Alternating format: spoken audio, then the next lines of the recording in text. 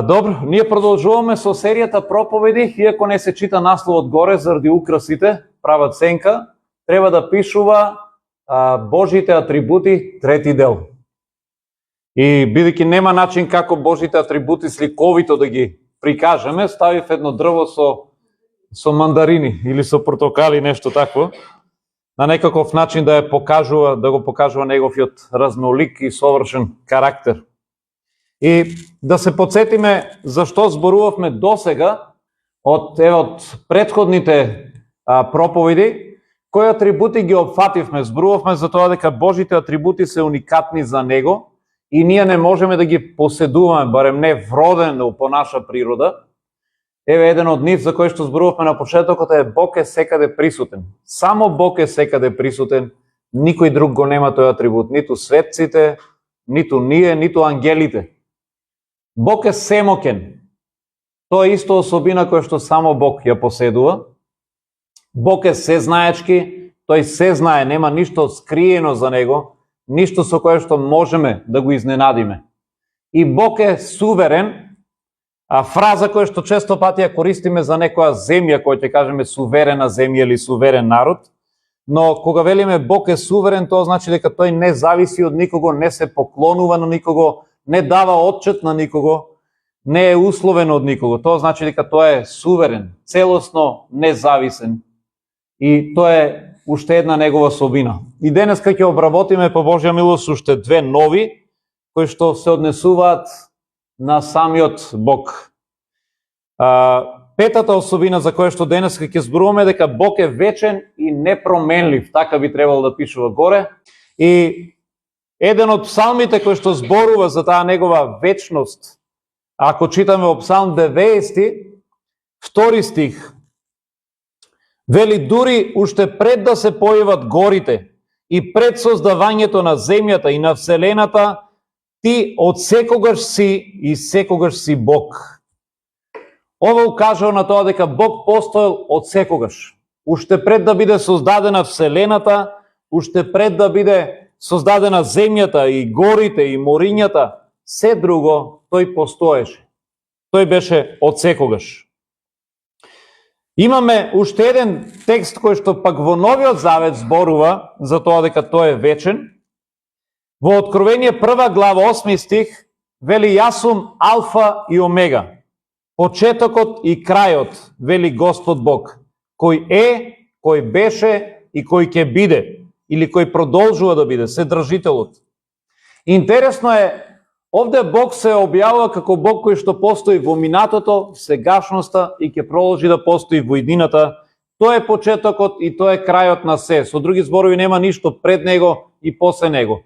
Тој е од секогаш и за секогаш. Но овој текст е текст со кој што се представува Господ Исус во Новиот Завет, во книгата Откровение. Ако читаме понатаму, ќе видиме дека под Алфа и Омега, со овој термин, со овие зборови, самиот Исус се представува во оваа книга. Ова значи дека оваа особина на вечен Бог ја поседува и Господ Исус, бидејќи самиот тој е Бог.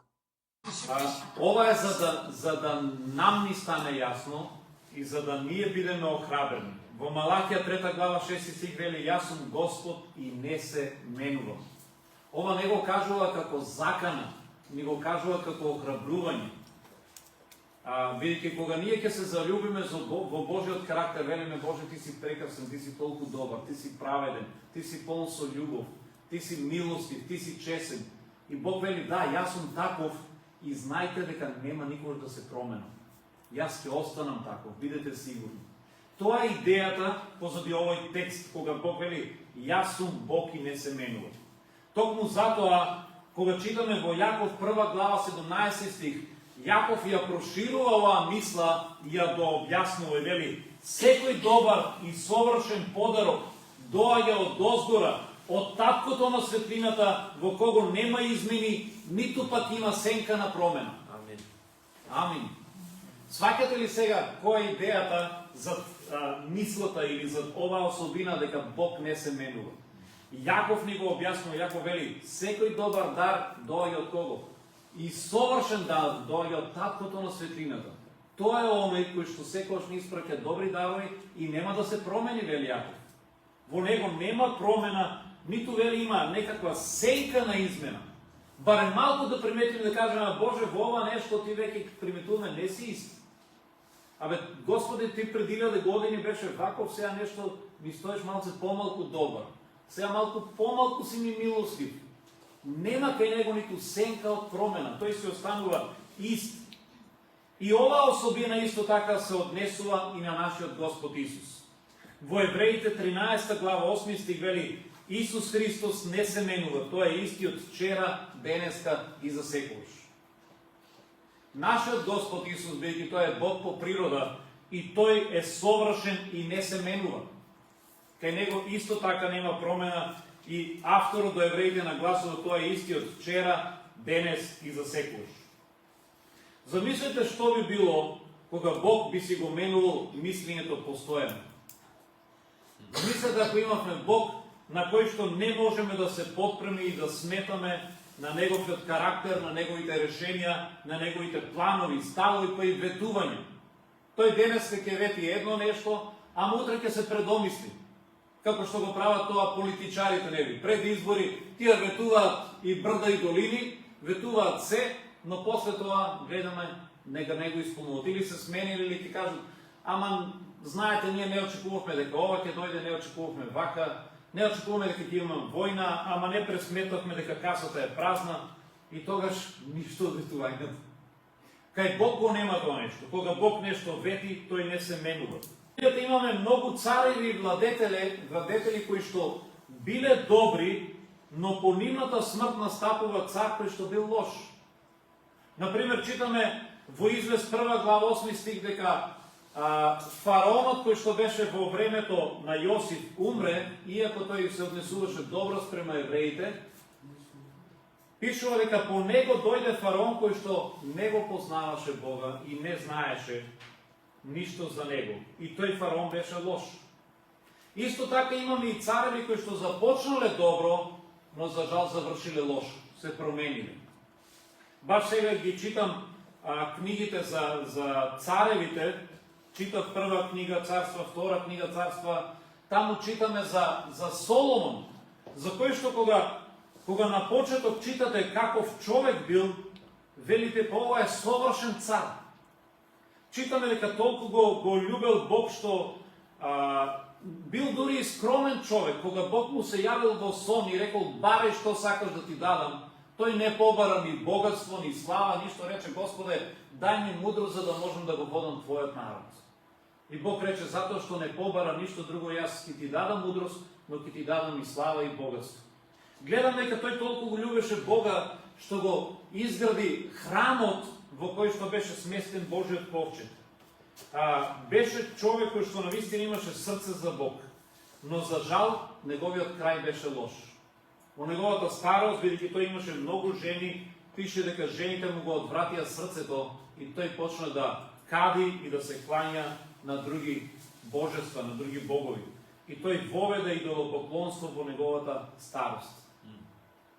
И такви слични цареви можеме во Библијата да читаме во времето на Израел, беа Аса, Јоас, Узија, Јеху, има и други кои што во одредени моменти беа добри, ќе се воодушевете колку му беа верни и послушни на Бог, но за кратко време потоа ќе скршнеат Божиот пат и ќе почнат да се клањат на други богови и да вршат зло.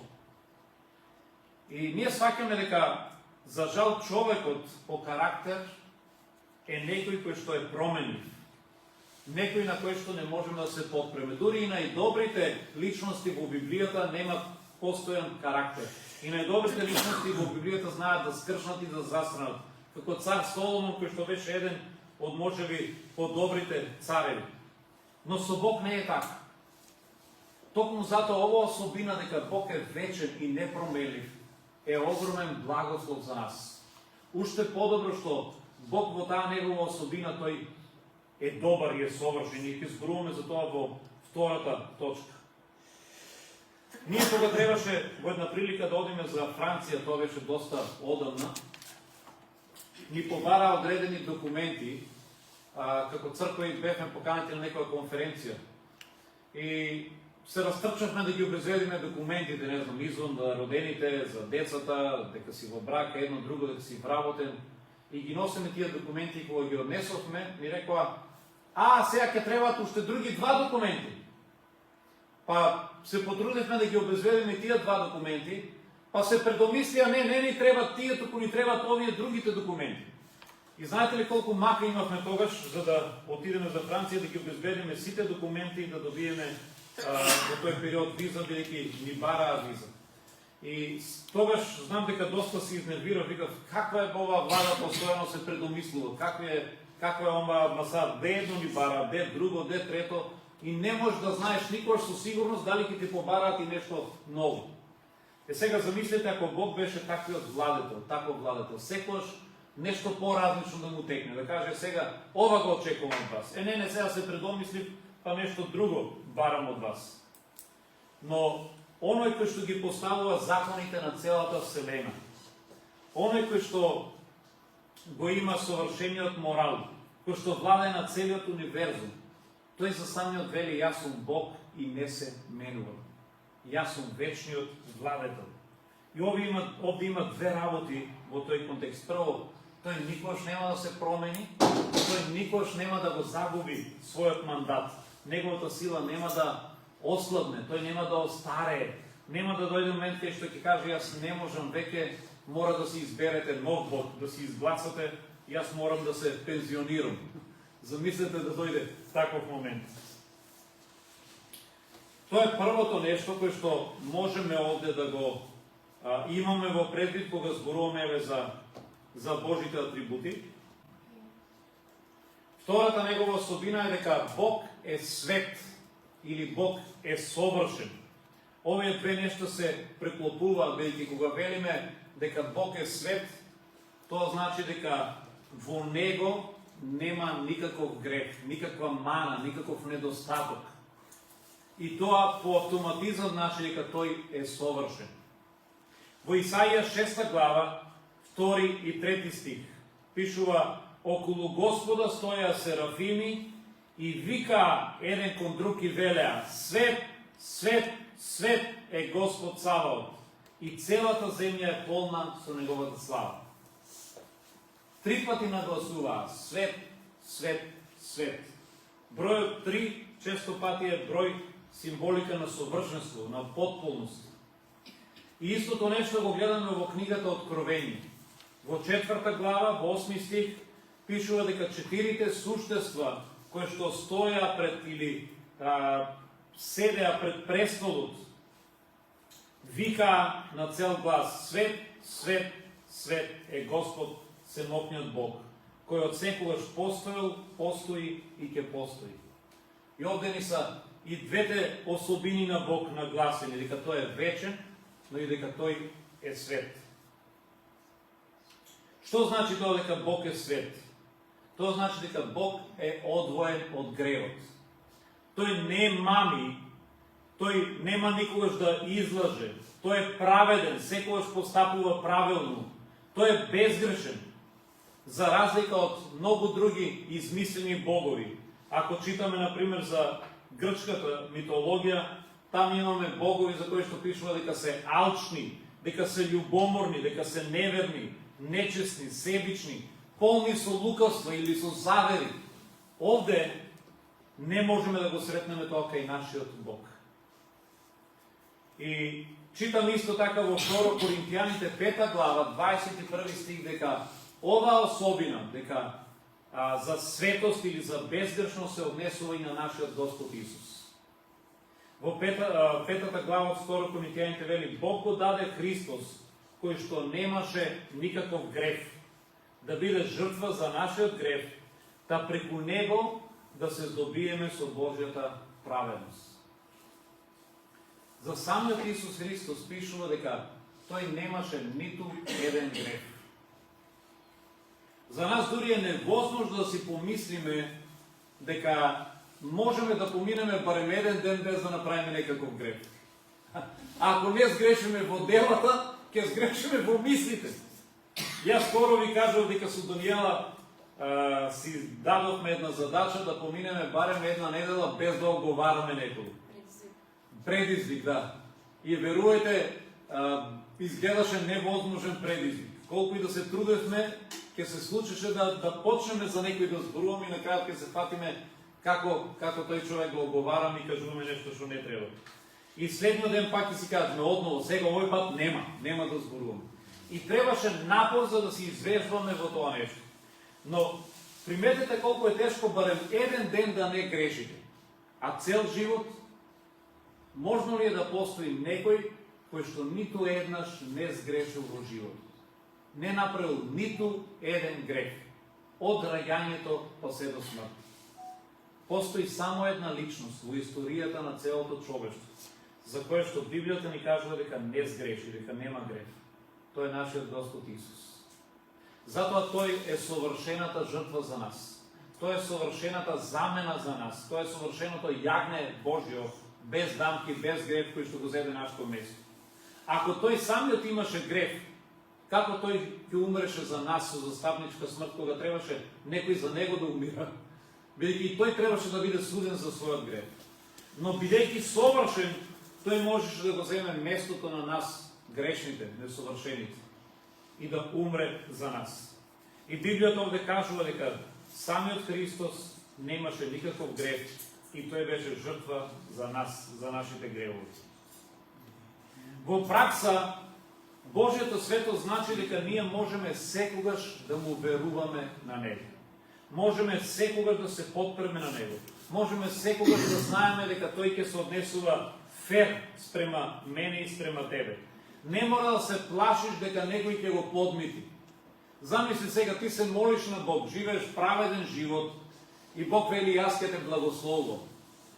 Ама има некој кој што ти љубомори и доаѓа кај Бог и вели Господе, јас ќе ти принесам 100 волови, направи му лошо на овој човек. И Бог вели нема проблем, договорено. Колку би било тажно ако можеме Бог да го подмитиме, ако кажеме Боже, ќе ти дадам колку треба само на овој човек наштетиме. Или направи нешто поинато. Бог не може да биде подмитен. Тој не може да се сврти против тебе и да стане неправеден. Бог секогаш ќе биде фер. Тој не може да биде пристрасен, бидејќи е непоткуплив. Ова значи во пракса дека Бог е свет и дека е безгрешен. Но ајде да бидеме реални. Иако ова е Божјата особина за неговиот карактер, ова е описот за Бог, колку пати сме помислили дека Бог не е фер спрема нас. Колку пати кога се најдеме во тешка позиција, се викаме Боже, не е фер. Не е фер, не си добар, тука не си праведен. Ова не ти чини. И си видиме, или може би не го кажуваме на глас, го трпиме во себе и викаме, не е сега фер Бог, не е фер. Колку работи јас направив, колку правам, а види Бог како ми враќа. Не е фер Бог. И нема да го кажеме на глас, но понекогаш помислуваме дека Бог не е фер, не е праведен, дека во ова нешто, Боже, извини, ама грешиш. Јас да бев поинаку ќе направив. Ние си мислиме дека Бог понекогаш постапува неправедно, дека Бог постапува нефер. Има еден филм, ако сте го гледале, комедија е, се вика Семокниот Брус. Не знам колку од вас го имате гледано, интересен филм. Забавен, ама доста и поучен. Джим Кери е во главната улога. И во овој филм на почеток, кога го гледате на Джим Кери, постојано му се случуваше некаква неправда. Не знам, го напушти девојката, го изгуби работното место, се нешто лошо му се случуваше. Се нешто како баксус да го следише. И тој се налути и со тупаница кон Бог почна да вика дека Бог не е фер. Зошто ти се си против мене, не си фер, не си праведен. И Бог му се објави. Бог му се објави, му даде шанса, рече, јас ќе ти дадам ти да бидеш една недела Бог. Му даде позицијата на Бог, ти води го светот, ти однесувај се како мене, да видиме дали ќе бидеш по-праведен. И на крајот стигна до таму да човекот можеше да признае, може да се греши, ти си Бог. Ти си Бог, ти си праведен, еве ти го тронот, ти води го, јас не можам, ниту пак знам како треба. Така да, кога ние ќе помислиме дека можеме подобро од Бог или дека Бог е неправеден, тогаш сме сгрешили, затоа што Бог е свет и совршен. Сега, овде има за нас нешто што е добро. Тоа што Бог е свет значи дека секој што се однесува со нас праведно и фер и добро, но има и еден предизвик кој што малку нема да ни се допадне. Ако читаме во 1 Петрово 1 глава, 16 стих,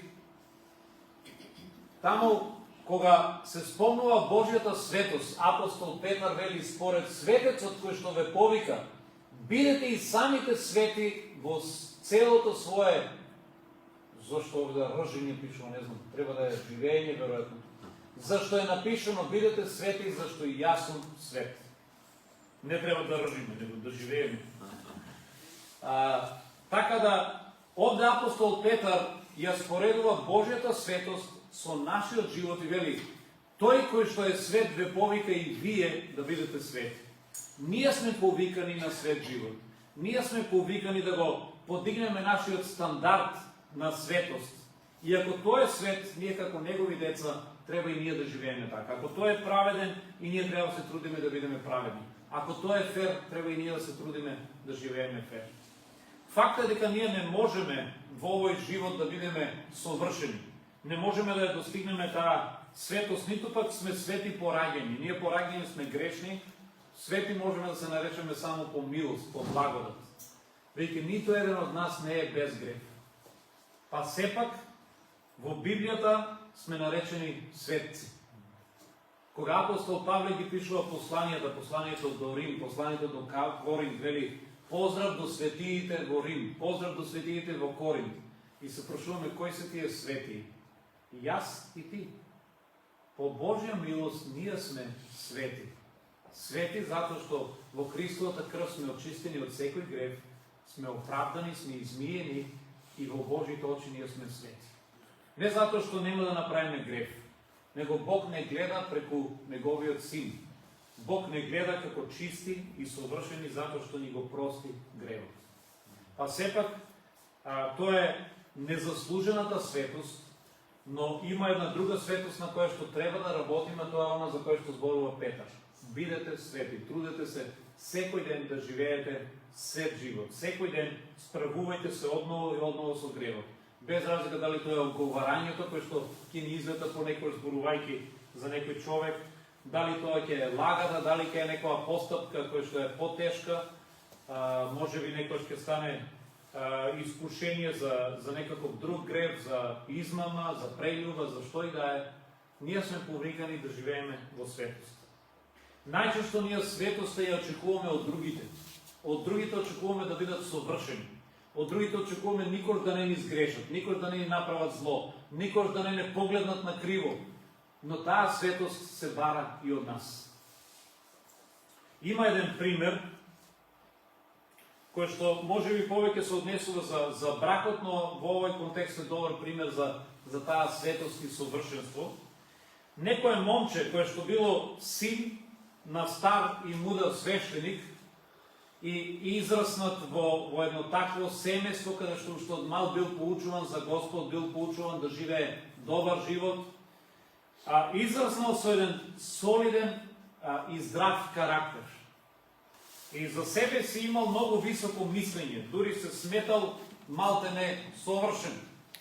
И затоа тој очекувал и високи стандарди и од другите, особено од неговата потенцијална идна сопруга. Тој сакал да се ожени, ама никако не можел да најде жена од една причина. Имал големи очекувања од неговата идна сопруга, а не можел да најде таква жена. Тој барал жена која што ќе биде без мани. И еден ден се пожелил на неговиот татко, кој што бил мудар човек. Тој го ислушал и му рекол: синко, ајде земи еден лист и на листот напиши ги сите очекувања што ги имаш за твојата потенцијална идна сопруга. Каква сопруга очекуваш да биде таа што сакаш да ја најдеш и да ја запознаеш? И тој онака, дури знаејќи веќе имајќи во умот, нели, што сакал, не рекол: нема проблем, татко, веднаш ќе седнам. И седнува и почнува да пишува. И на тој неговиот список скоро да нема крај. Пишувал од едната страна, па од другата страна. И откако изнапишал, дошол ке татко му И рекол, ајде сега прочитај ми, и тој почнал да чита. Никогаш да не ми противречи. Секогаш да во секој ден да биде со срце ревносно за Господ. Секој ден да поминува во молитва. Секој ден да ја чита Библијата. Секоја недела да е во црквата. Да биде, не знам, добар готвач. Да ги воспитува децата. Никош да не ми враќа со гнев. Никош лош збор да ни излегува од устата неизина. И така поред, набрал куп работи. И таткото го слушал, рекол, добро, се тоа е добро. Рекол, ајде сега сакам да направиш уште едно нешто. Сега на врвот на овој список стави го твоето име.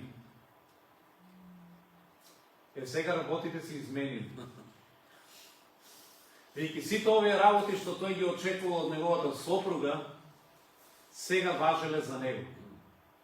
Ако го ставил неговото име на врвот, тоа означава дека овие работи ќе треба тој да ги држи.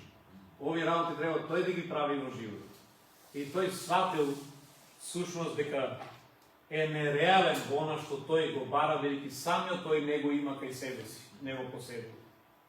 И гледате, тука е проблемот кога понекогаш ние очекуваме од другите луѓе совршенство. Ние очекуваме тие во сите овие работи да се безпрекорни. Но колку си ти во тие работи безпрекорен?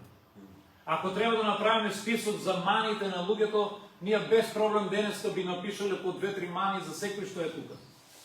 Но ако тие работи ги пресликаме во нашиот живот, ќе сватиме дека ние ги имаме веројатно и повеќе. И затоа, она кое што го препознаваме кај другите, е она кое што се очекува да го смениме и кај нас. Апостол Петар вели, посветецот кој што ве повика, и самите бидете свети во сите своји постапки, во целиот ваш живот. Држење тоа е држење. Треба да е држење, но испуштиле една буква. Во сето свое. Ова го копирав инаку од дигиталната Библија, ама веројатно таму е испуштена буква. Во сето свое држење, да. А вака изгледа ржење. Самото тоа покажува дека не сме совршени. Гледате, дури и кога ја пишуваме Библијата, понекогаш како луѓе знаеме да испушкаме ненамерно буква, па наместо држење, ржење. Мојата сопруга кажуваше на една нејзина пријателка, пишувајќи на латиница порака, сакала да ја напише гушка, ама на латиница напишала и испаднало гуска. Арно не го прати. Да. На време забележува. Може гуска, треба да ја пратиш после. Така да замислите, ако добиете порак од Даниела на која што пишува гуска, да знаете дека не е наврада. Треба да праќа после гуска. Не е наврада, не ве мисли за гуска, него сакала да ви прати гушка. Гуска ме почема, да. Но во нашата несовршеност ќе го направиме и тоа. Денеска можеби проповедта ќе биде пократка, бидејќи сакав во оваа серија на проповеди да се задржиме секогаш на две особини, но верувам дека и овие две особини денеска ни беа корисни. Тоа дека Бог е вечен и непроменлив, тоа значи дека имаме еден Бог кој што секогаш го има својот мандат. Неговиот мандат не поминува. Не трае само 5 години, па треба одново да го гласам или некој друг.